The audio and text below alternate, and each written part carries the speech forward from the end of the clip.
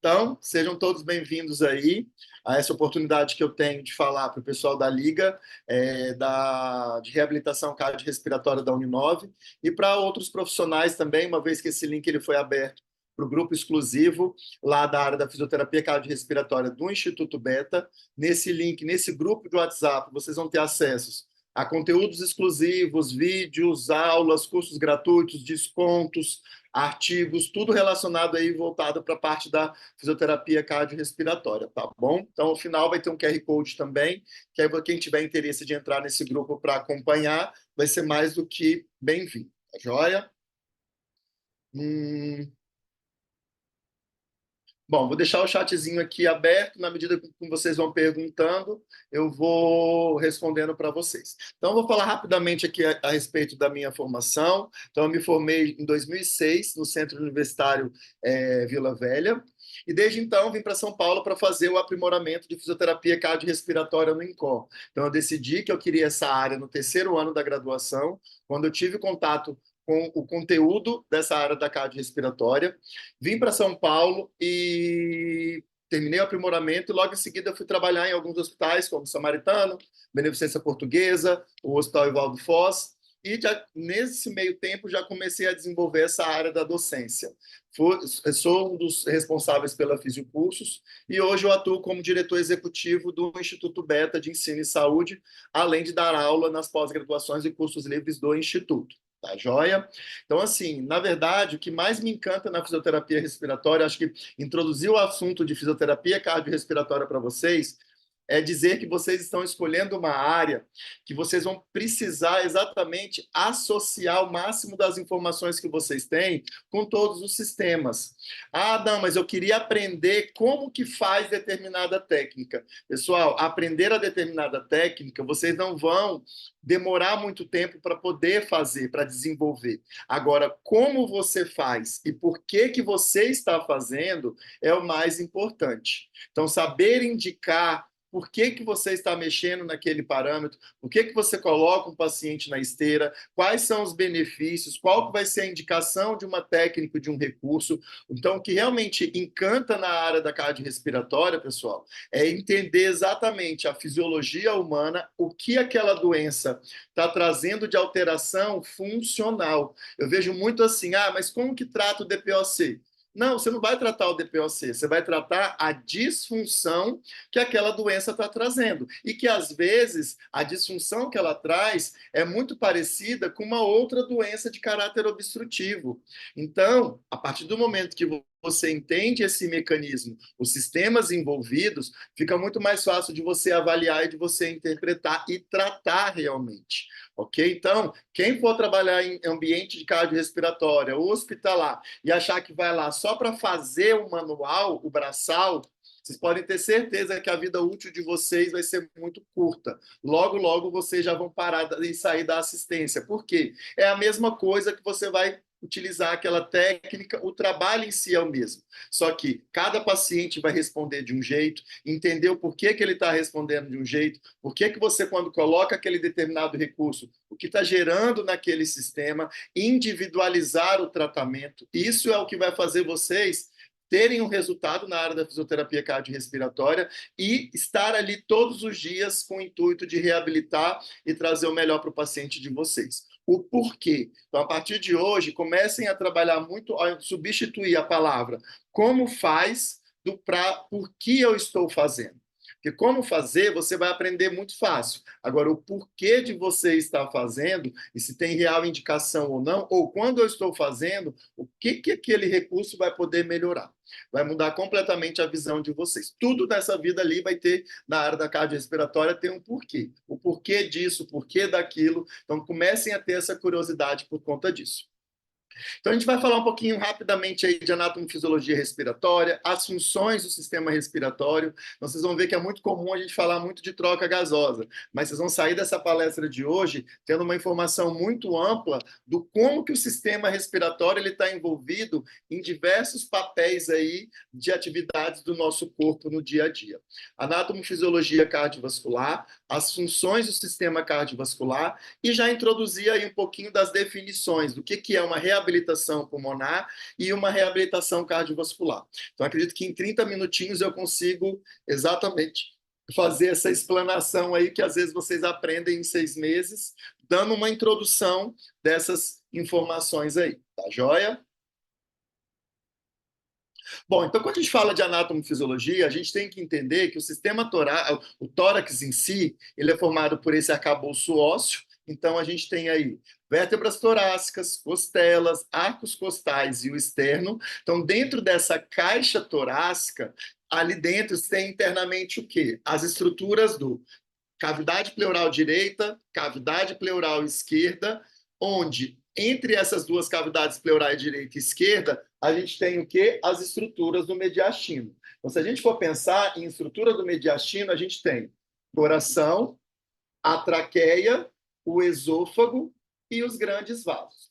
Então, dentro dessa caixa torácica, de cara, você já começa a perceber que existe uma ligação entre o sistema cardiovascular com o sistema pulmonar, uma vez que eles estão aqui além dos grandes vasos. Então, já existe uma interação do coração com o pulmão quando a gente pensa dentro dessa caixa torácica, por quê? Dois corpos, eles não ocupam o mesmo espaço. Então, a partir do momento que você, às vezes, tem uma variação de volume pulmonar ou uma pressurização desse pulmão, de certa forma, você também vai gerar um impacto na cavidade, do coração e também dos grandes vasos. É isso que vocês aprendem quando a gente fala da interação coração-pulmão, durante uma respiração espontânea ou quando você submete o paciente a uma ventilação mecânica invasiva, porque você está deixando uma pressão positiva dentro desse pulmão. Pressão positiva essa que vai ter interferência nos grandes vasos e na estrutura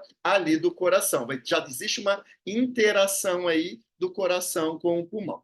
Então, como eu mostrei para vocês aqui, dentro dessas estruturas do mediastino, a gente tem aí traqueia, posteriormente o esôfago, o coração e os grandes vasos aqui. Os grandes vasos que a gente fala acaba sendo o quê? Então, a gente tem aí as veias cavas superiores e inferiores, ok? Então, aqui, ó, veia cava superior e inferior.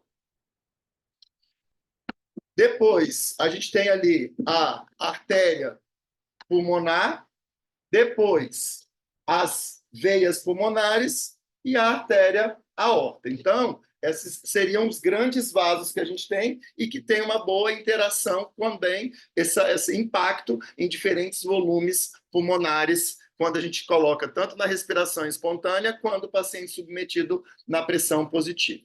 Aqui é numa vista lateral, então se a gente percebeu anteriormente as estruturas do mediastino, o coração, ele acaba sendo limitado pelo externo e as estruturas do mediastino. Então, olha aqui a aorta descendente, olha aqui a traqueia, olha o esôfago passando por trás da traqueia. Então, às vezes, um paciente com problema de alguma alteração na traqueia, ele pode ter alguma alteração ali, ele sentir em algum sintoma quando ele fala que ele tem dificuldade em deglutir, ele sente, às vezes, uma dificuldade do alimento descer, às vezes pode ter ali uma dilatação da traqueia, fazendo com que tenha um impacto ali no sistema digestivo. Posteriormente, a gente tem essa limitação pelas vértebras torácicas. Inferiormente aqui o diafragma, olha lá, e superiormente pela entrada do tórax.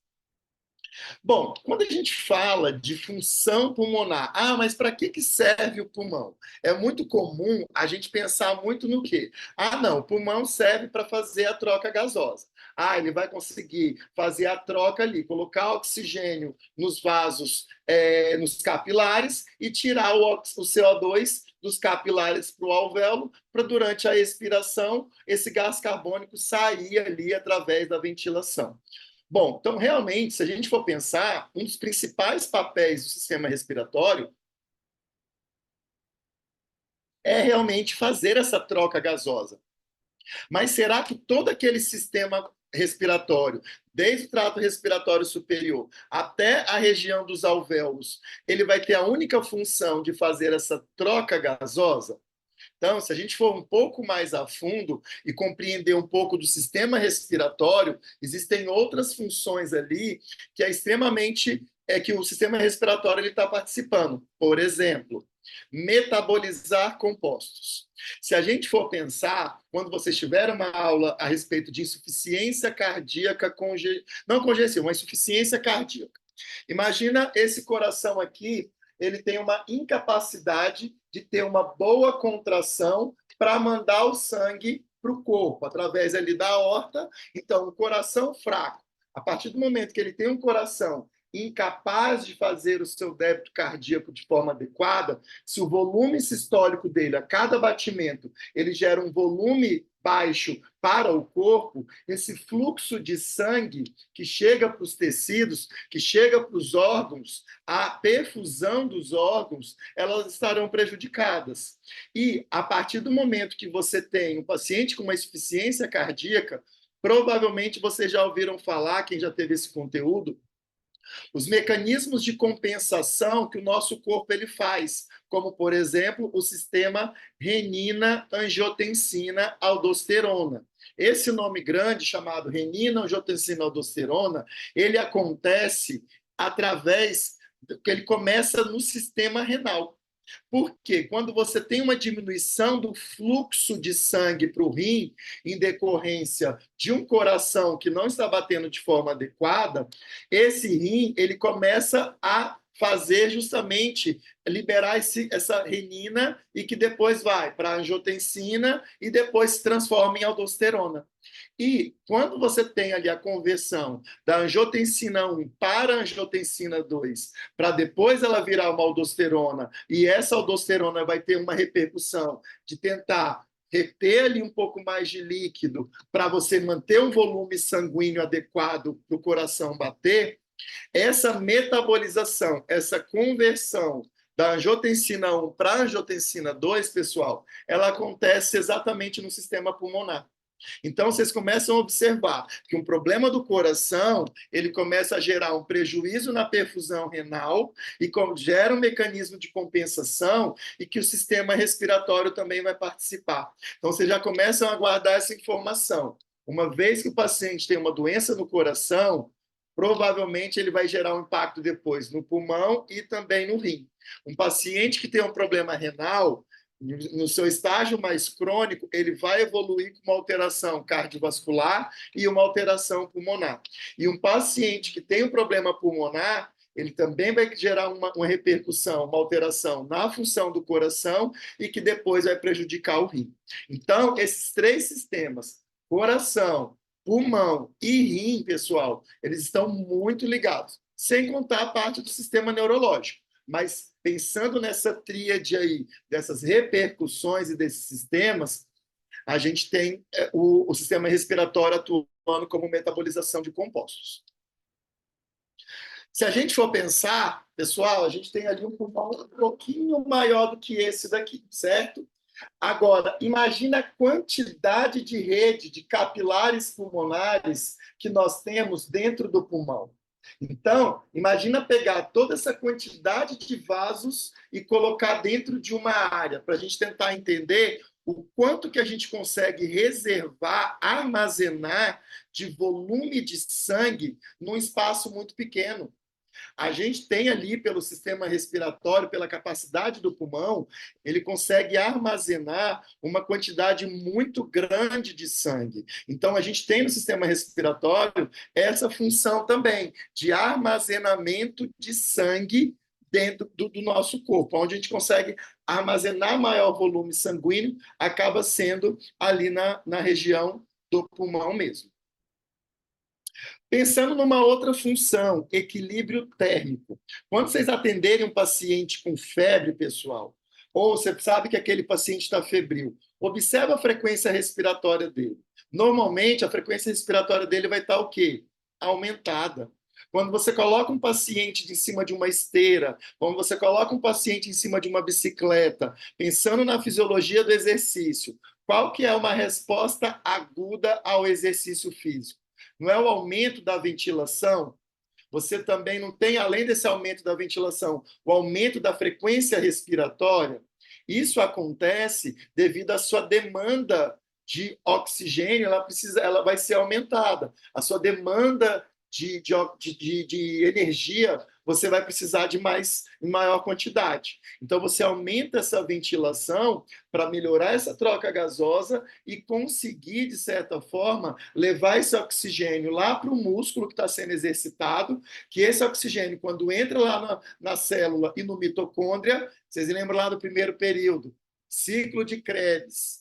Não vamos falar sobre o ciclo de Krebs aqui, mas é aquele ciclo de Krebs que vocês às vezes acabam aprendendo, que é que você sabe que aquela célula está fazendo a respiração, ela está usando o oxigênio como fonte de energia.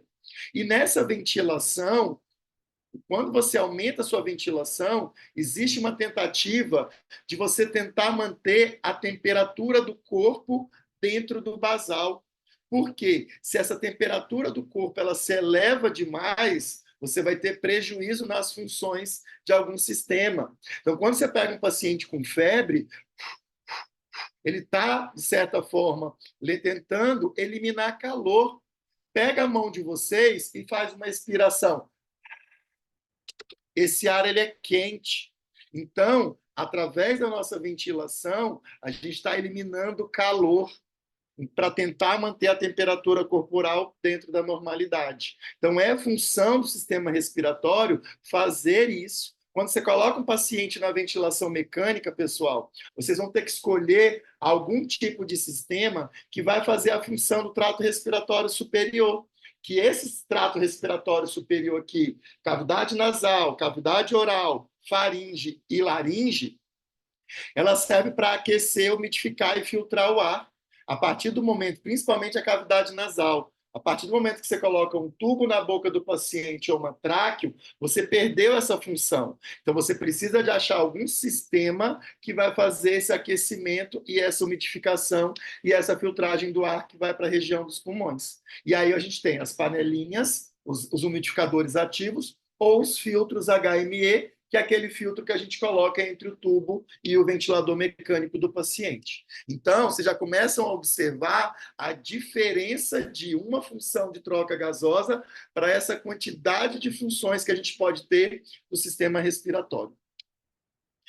Falou em manutenção do pH plasmático, pessoal. Vocês vão ter um dia aí, ou vocês vão ter que interpretar muito na vida de vocês, um exame onde a gente pega um pouquinho do sangue arterial para analisar o quê? O estado de ventilação do nosso doente, como que está o pH desse paciente e como que está a parte da oxigenação desse paciente, além de analisar a parte metabólica, a parte do bicarbonato. Esse exame acaba sendo chamado, é a interpretação da gasometria arterial. Então, a gasometria arterial, ela envolve o quê? Você interpretar como que está o estado do seu paciente em eliminar CO2, a ventilação dele, a oxigenação dele, a quantidade de oxigênio no sangue arterial e como que está sendo essa entrega de oxigênio para os tecidos. Se esse pH do sangue está no valor normal, porque esse pH ele é influenciado pela nossa ventilação e pela parte do sistema endócrino metabólico, que é a parte do sistema renal. Então, se a gente for ver, quando a gente fala da gasometria arterial, o CO2 ele é transportado através da ionização dele como bicarbonato. Porque quando ele entra em contato com a água, ele faz uma reação química chamada hidrólise, fazendo um ácido carbônico que se dissocia em íons de hidrogênio e o bicarbonato aqui. Esse bicarbonato ele pode ser eliminado ou ele pode ser retido pelo sistema renal. Por isso que na gasometria existe um sistema tampão, uma tentativa de equilíbrio entre o sistema respiratório e o sistema metabólico, que é a parte metabólica, a parte do bicarbonato.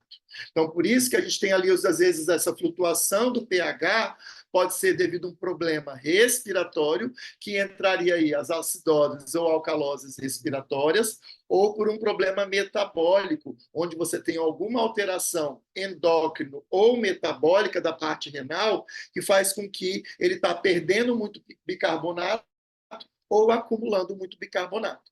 Então, o sistema respiratório, ele também participa nessa função de tentar manter o pH plasmático dentro do valor de normalidade. de 7h35 a 7h45.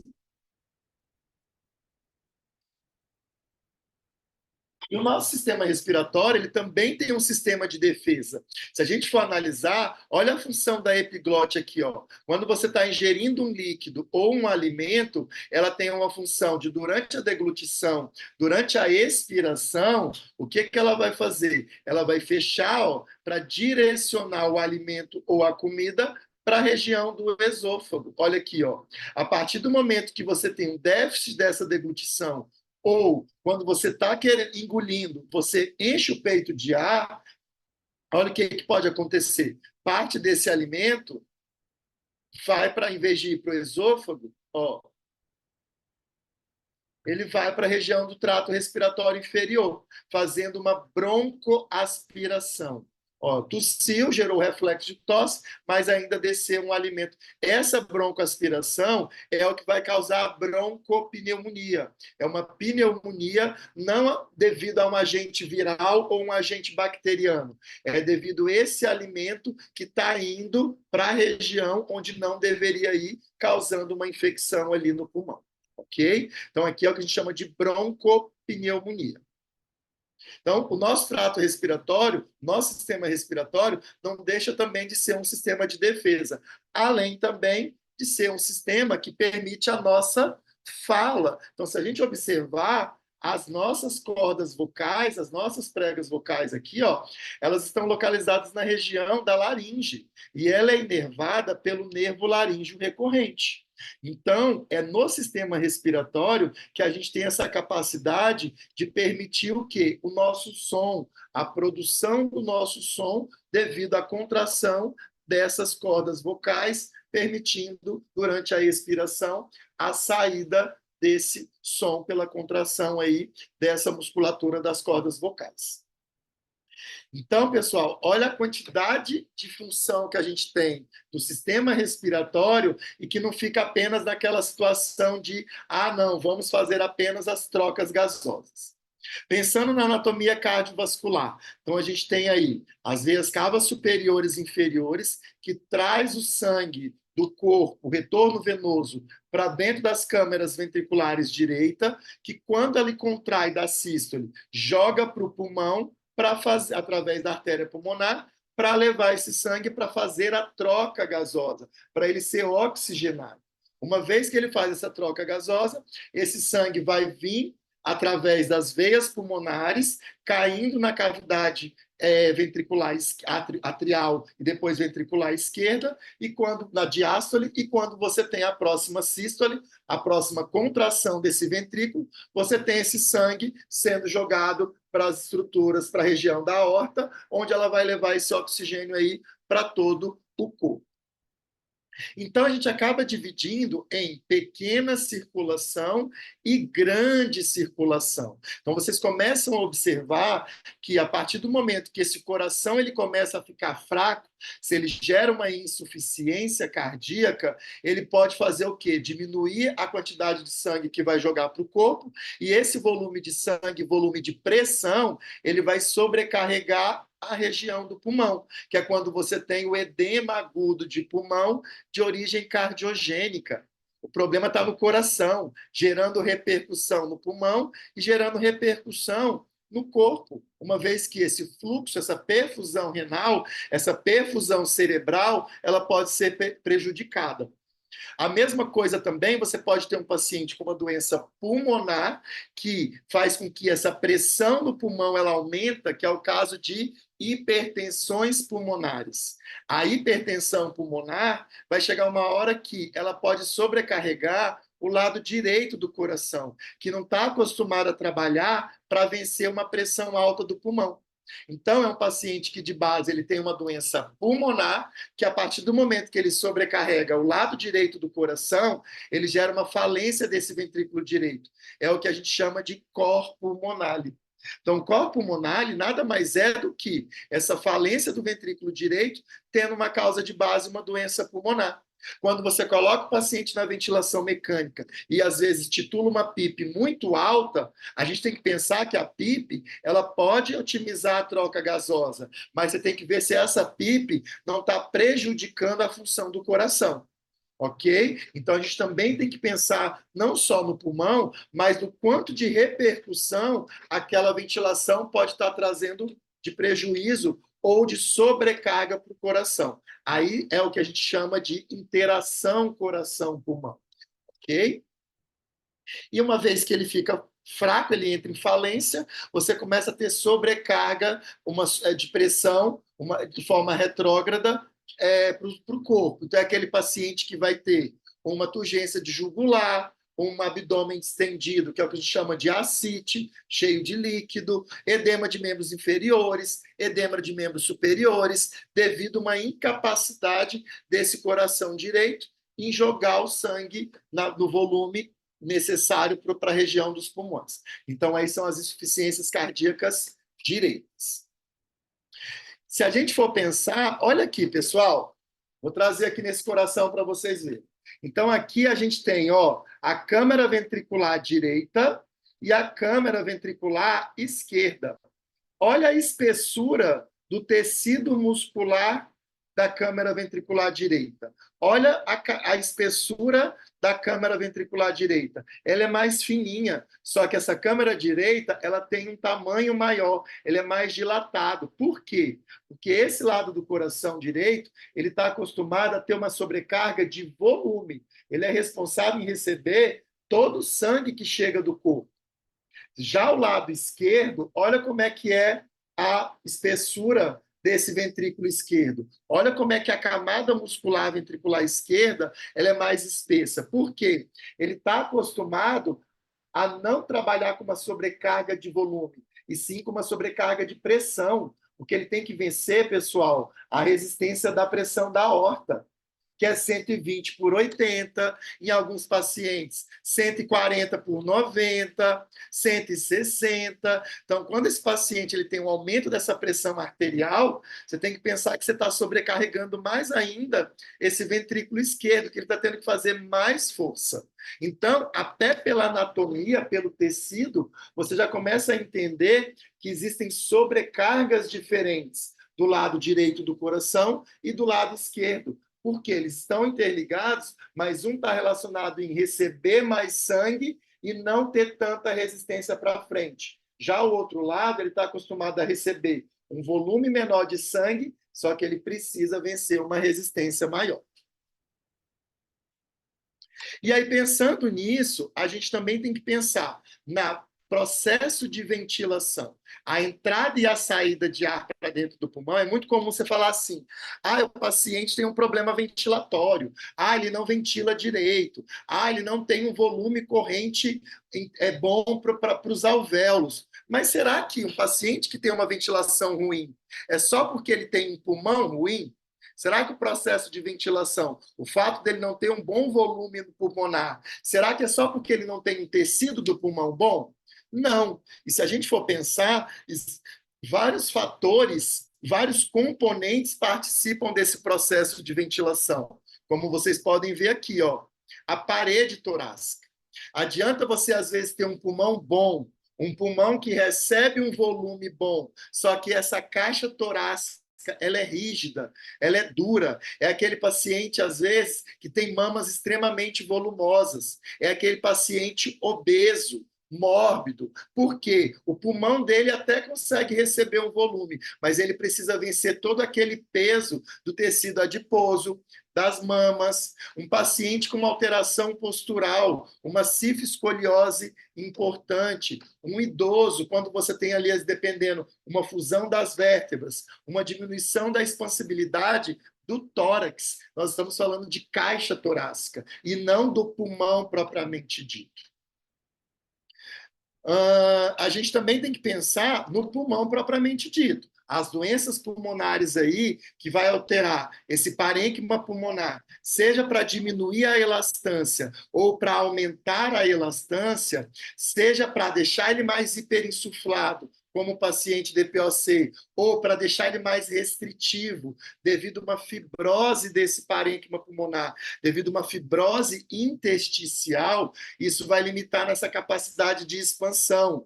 Então, o processo de ventilação adequado, ele realmente também depende desse tecido pulmonar.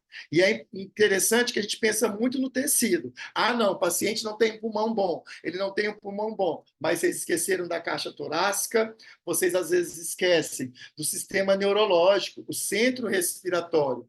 Então, o nosso centro respiratório, ele fica localizado no bulbo. Ele tem ali alguns centros pontinos, localizados ali na ponte do tronco encefálico. Então, é daqui que sai o nosso controle involuntário da nossa ventilação. É onde vai sair a resposta nervosa para os nossos músculos do diafragma contrair, além dos outros músculos principais da inspiração, para gerar esse volume pulmonar para dentro do pulmão. A conjunção nervosa. Então, às vezes, você pode ter um paciente com uma doença neuromuscular, um problema na junção, no impulso elétrico, que vai mandar essa inervação para o músculo. Por exemplo, uma síndrome de Guillain-Barré, que é quando você tem a desmielinização dessa bainha de mielina, onde o impulso elétrico nervoso ele vai ser reduzido. Então, se você tem uma diminuição da força muscular, você acaba não gerando um volume pulmonar adequado. Pega um paciente neuromuscular que ele tem fraqueza da musculatura, pede para ele puxar o ar bem fundo. Seu João, enche o peito de ar bem fundo. Ele vai ficar assim, ó. Você vê que ele está tentando puxar, mas ele não tem força. Ele não tem a capacidade de ter força muscular, que é o principal responsável em variar as pressões para colocar ar para dentro do pulmão. Paciente que não tem força muscular respiratória, ele não vai ventilar direito. Por isso que esses pacientes, eles necessitam de um aparelho que vai dar um suporte à ventilação. Ele vai dar uma entrega a mais de ar que aquele músculo não está conseguindo fazer, porque ele tem uma doença que está gerando essa incapacidade de gerar esse volume. Okay? Então, observa que o processo de ventilação ele envolve não só a parte do pulmão, mas todos os outros fatores musculares e neurológicos que vai gerar esse volume pulmonar adequado para garantir uma boa ventilação. E pensando para finalizar aí essa introdução da cardiorrespiratória, essa interação entre os sistemas, a gente tem que pensar que a reabilitação pulmonar é uma intervenção abrangente com base numa boa avaliação para quando você avalia, você vai conseguir gerar terapias adaptadas, que vai incluir não apenas limitada a treinamento físico, mas a educação, a mudança de comportamento, mudança desses hábitos de vida, fazendo com que ele vai melhorar essa condição física e psicológica das pessoas com doenças respiratórias crônicas, com o intuito de promover a adesão ao longo do prazo para o comportamento da melhora da saúde. Pessoal, a gente faz a reabilitação funcional.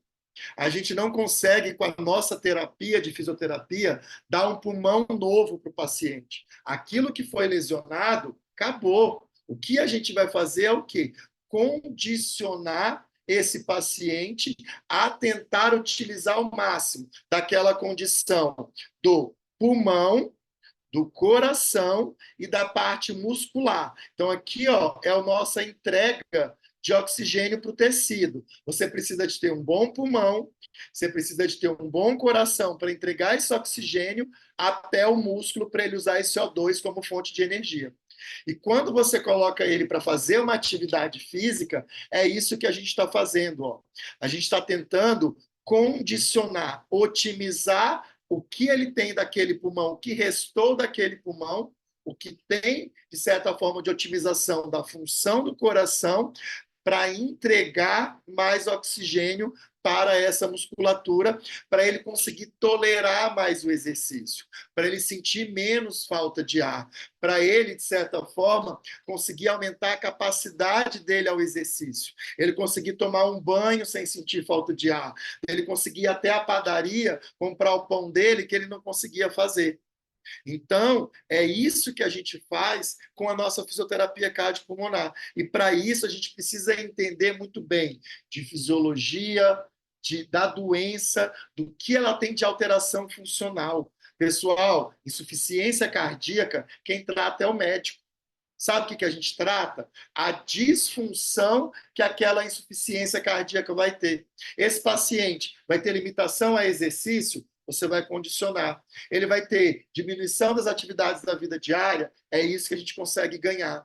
É na questão da dispneia, é na parte funcional. Por isso que hoje em dia, nosso diagnóstico, ele está deixando de ser o diagnóstico médico, o CID, e agora nós temos a CIF, que é justamente esse diagnóstico funcional, que é onde a gente vai conseguir fazer essa reabilitação. E a reabilitação cardiovascular é definida como esse somatório de atividades necessárias que a gente vai conseguir garantir melhores condições físicas, mentais e sociais, para que esse paciente ele volte a ter uma vida ativa e produtiva. Então, justamente é isso que a gente fala, é voltar para a funcionalidade, é voltar para reintegrar ele, é achar que ele tem uma doença pulmonar ou uma doença no coração, ele é inválido, ele vai ter que ficar na cama o tempo inteiro, ele vai ser tratado, ele, todo mundo tendo que fazer as coisas para ele. Não. É reabilitar para ele ter a capacidade de ter essa independência e da parte funcional. Bom, acredito que em 30 e poucos minutos era isso que eu conseguiria falar para vocês agora, só para dar essa introdução. Aqui está o QR Code do meu Instagram, quem quiser seguir, lá já tem outros conteúdos. Vocês podem sugerir outros conteúdos lá no meu direct. Professor, fala desse assunto, marca uma aula sobre tal assunto. A gente vai organizando essas aulas e vai colocando lá no grupo exclusivo do WhatsApp do Instituto. Aqui está o Instagram do Instituto Beta também, e esse é o Instagram desse grupo, onde tem esses materiais e que a gente vai compartilhar esse conteúdo com vocês ao longo aí de bastante tempo sobre cursos, descontos, um pouco mais dessa área da fisioterapia cardiorrespiratória. Tá joia?